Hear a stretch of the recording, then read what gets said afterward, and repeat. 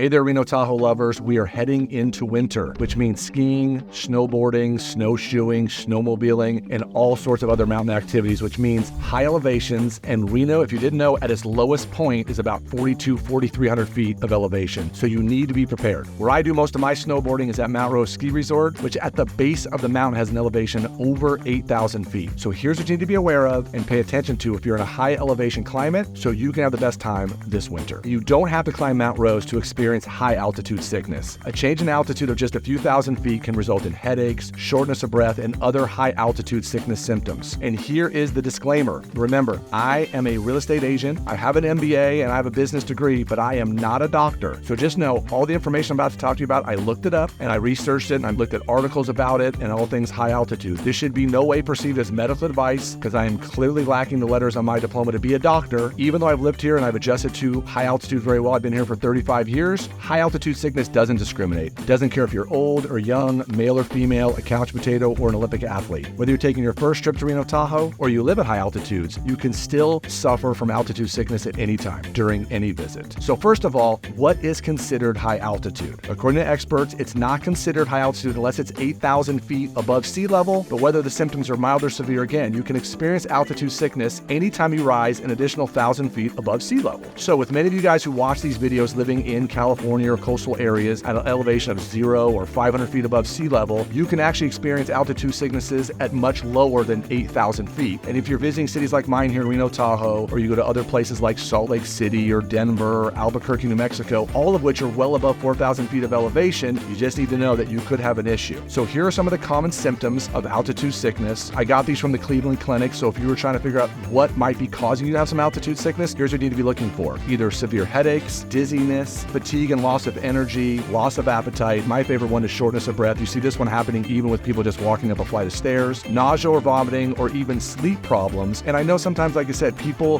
when they first get here, feel like what is going on? They're just trying to adjust to that. So here are my 5 best tips for adjusting to higher altitude. You have to drink lots of water, and it almost happens automatically when people first come here. So as you're adjusting to higher altitude, your body, especially because we live in a dry climate, is going to need to adjust quickly from being dehydrated. And so one of the most important ways you can help your body adjust to this is to drink lots of water. And what I looked up, the general rule they said is to drink double what you normally take. Dry climate, moisture, and you just need to drink a lot of water. Hold my beer, and I joke about that with coffee as well, because at high altitudes, your body's going to require more humidity, and by adding more water, it's just very important to cut back on your diuretics. That's what I looked up. It just further dehydrates your body, whether it's coffee or alcohol. It's crazy how I've seen people get a buzz or get drunk so much faster when they live here or come visit here than they do where they normally live. So you just got to be careful, just making sure you're paying attention to your alcohol and coffee intake. You need to differentiate your diet. This is something I didn't know, but at higher altitude, your body needs a little bit of a different diet than you normally eat. And as you're adjusting, you need to be sure to consume complex carbohydrates. And it's funny,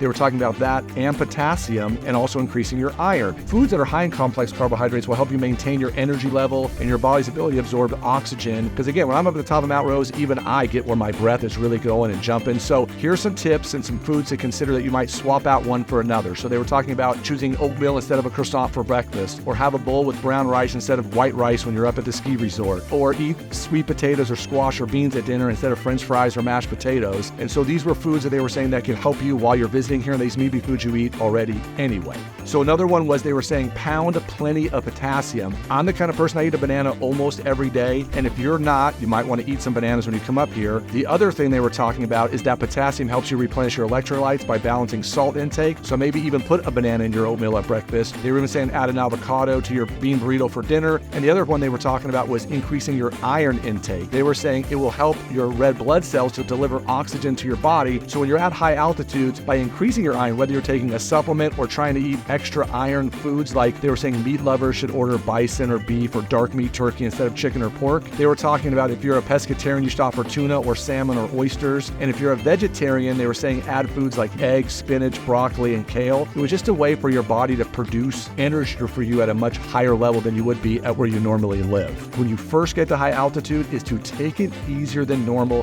when you first get there. So back to battling altitude sickness. There's a reason why you see this all the time, where Olympic athletes will go train to high altitude destinations. And the reason they do that is their heart and lungs are working much harder than they do at sea level. So not only does the exercise at high altitude trigger more production of red blood cells to deliver more oxygen to your body, but when you go back to a low lower altitude climate, it's amazing how different it was. I remember years and years ago when I ran marathons, and I live here, so I trained here. When I went to San Diego, I felt like I could run all day long without having any problem. It's just something when you first get here, you need to adjust to and take it easy. And whether your activity or just basic stuff like walking or running or hiking or climbing or doing things here in the summertime, not just in the winter, they always say like roughly 50-75% what you normally might do where you live at low altitudes or what your body's used to might be the right amount of activity level versus just coming here and going full boat right from the get-go. And then of course, number 5, I'm joking called throw some shade. And this tip isn't just from someone who loves to live at high altitude and I love to be out in the sunshine, but they're saying the sun's impact as you're at higher altitudes, for every 1,000 feet you're above sea level, you can estimate an extra 10% increase in harmful sun rays. And it doesn't matter